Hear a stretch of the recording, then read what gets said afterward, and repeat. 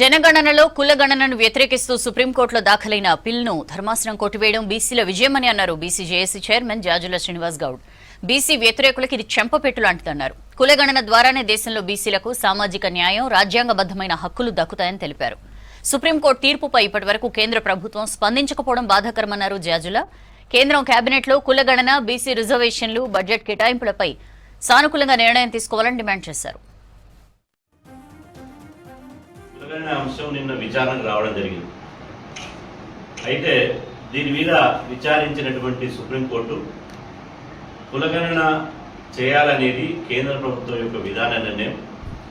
అదేవిధంగా బీసీ కులాల్లో ఏ కులము వెనుకబడతనంతో ఉంది, అది సామాజిక వెనుకబడతనము, ఆర్థిక రాజకీయ వెనుకబడతనంతో ఉందో తేలాలంటే, వారు అభివృద్ధి చెందాలంటే, వారికి తగ్గట్టు ప్రభుత్వాలు ప్రణాళికలు రూపొందించాలంటే బీసీ కులాల లెక్కలు తీయడం అనివార్యం. కాబట్టి కేంద్ర ప్రభుత్వ నిర్ణయాన్ని మేము సమర్థిస్తున్నాం. చెంప చెల్లు అనిపించే విధంగా ఒక చెంపపెట్టులాగా సుప్రీంకోర్టు నిన్న ఇలా తీర్పు ఇవ్వడం జరిగింది.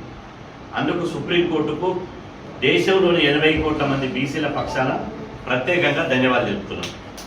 ఈరోజు కులగణన జరిగితేనే దేశవ్యాప్తంగా కులగణన జరిగితేనే దేశంలో బీసీలకు సామాజిక న్యాయం జరుగుతుంది. బీసీలకు జనాభా దామాష ప్రకారం రాజ్యాంగబద్ధమైన హక్కులు దక్కుతాయి. బీసీలు ఇప్పటిదాకా కులగణన లేకపోవడం మూలంగా, రాజ్యాంగబద్ధమైన రిజర్వేషన్ లేకపోవడం మూలంగా బీసీలు ఇలా ప్రభుత్వాల దగ్గర ఇలా దేయి అని అడుక్కునే పరిస్థితిలో ఉన్నది తప్ప రాజ్యాంగబద్ధమైన హక్కులు లేకుండే. ఈ కులగణన చేయడం ద్వారా మాత్రమే రాజ్యాంగబద్ధమైన హక్కులు దక్కుతాయి. దీనికోసం మేము దశాబ్దాలుగా పోరాటం చేస్తున్నాం.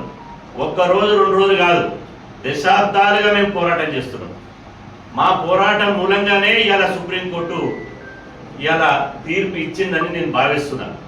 ప్రధాన ప్రతిపక్షాలు కానీ, అదేవిధంగా పార్లమెంటులో ప్రాతినిధ్యం ఉన్నటువంటి రాజకీయ పార్టీలు కూడా ఇంతవరకు స్పందించలేదు.